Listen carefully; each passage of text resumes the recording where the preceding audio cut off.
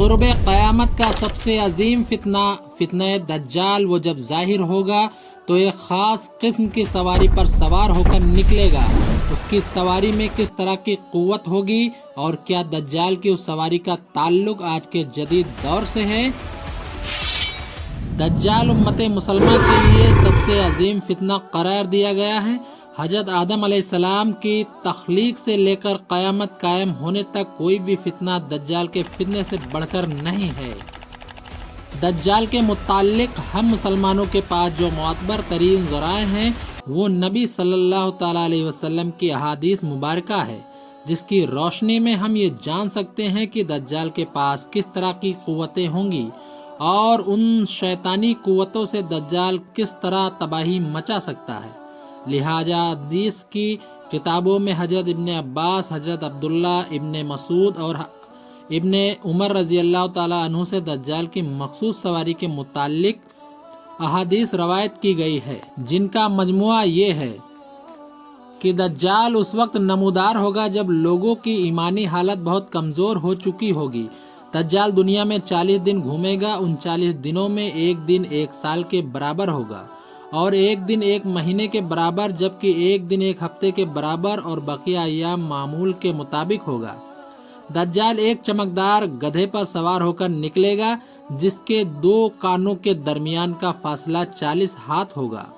दज्जाल अपनी उस सवारी पर सवार होकर समंदर में इस तरह दाखिल हो जाएगा जैसे एक घोड़सवार अपने घोड़े पर सवार होकर एक तुनक तंगी में दाखिल हो जाता है। उसके लिए जमीन समेट दी जाएगी, यानी वो बहुत तेज रफ्तारी से सफर करेगा। वो सूरज के गुरूब होने के मकाम पर उससे पहले पहुंच जाएगा। समंदर का पानी उसके टखनों तक पहुंचेगा। दज्जाल के पास 70,000 की फौज होगी, जिनके ऊपर सब्ज चादरें होंगी, यहाँ तक कि वो अबुल माराब के टीले पर आकर ठहर जाएंगे। वो ऐसी बुलंद आवाज देकर सबको बुलाएगा कि उसको जमीन व आसमान के दरमियान सारी मखलूक सुनेगी। फिर दज्जाल उन लोगों से कहेगा कि तुम सब मेरी इबादत करो, मैं तुम्हारा रब हूँ। उस मौके पर रसूलुल्लाह सल्लल्लाहु अलैहि वसल्लम ने फरमाया, तुम्हें ये पता हो कि तुम्हारा रब एक आँख वाला नहीं हो सकता है।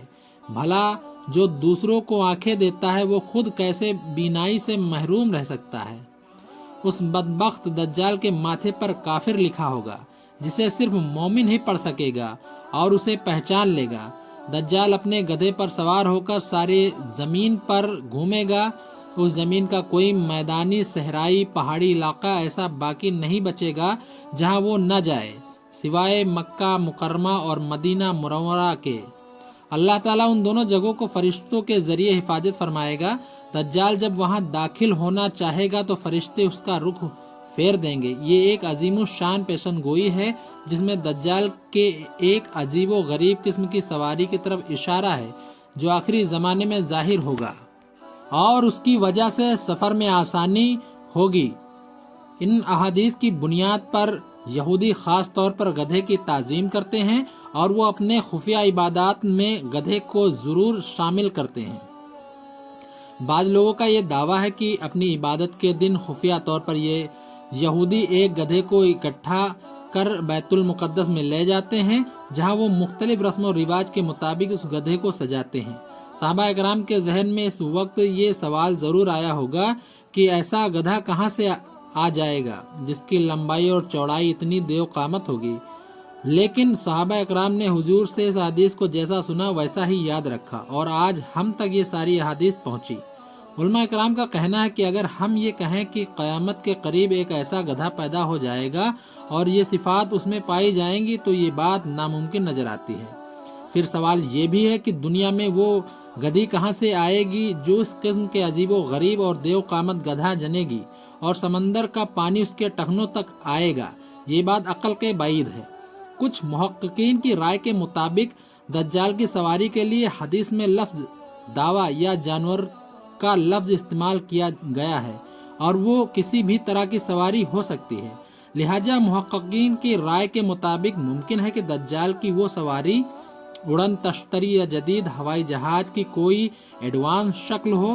गर्ज ये कि हम जानते हैं कि आज के इस जदीद दौर में हवा और आवाज़ की रफ्तार से कई गुना ज़्यादा सुपरसोनिक जहाज तैयार हो चुके हैं और उड़न तश्तरी के किस्से भी पिछले 100 सालों में बहुत मशहूर हुए हैं, जिनको यूफू कहा जाता है। इन यूफूज को देखे जाने के वाक़यात ज़्यादातर बरमूडा ट्रायंगल के नज़दीक हुए हैं, जो फ्लोरिडा के करीब है। मुमकिन है कि दज्जाल की ये सवारी एक यूफ्यू यानी एक खास किस्म की उड़न तश्तरी हो। उन तमाम बातों से ये नतीजा निकलता है कि जदीद दौर में तो ये यूफ्यूज और सुपरसोनिक जहाज इंसानों के फ़ायदे के लिए इस्तेमाल होगा, लेकिन मुस्तकबिल में जब दज्जाल तमाम टेक्नोलॉजी पर कब्जा कर लेगा तो वो उन ही जदीद सवारी या उसकी कोई एडवांस फॉर्म पर कब्जा करके पूरी दुनिया के कोने कोने तक चंद मिनटों में पहुंच जाएगा। ये तमाम बातें उस जानिब इशारा कर रही हैं कि खुरूज दज्जाल का वक्त अब ज़्यादा दूर नहीं है। बिलाशुबा ये फितनों का दौर है और इस वक्त इंसानियत दज्जाल और दज्जाली क़ुव्वतों की फितनाए अजीम की तरफ बढ़ रही है। लिहाजा दज्जाल उनके हिमायती और उनके कौमों से आगाही रख कर ही हम इस फितनाए अजीम से अपनी और अपने ईमान की हिफाजत कर सकते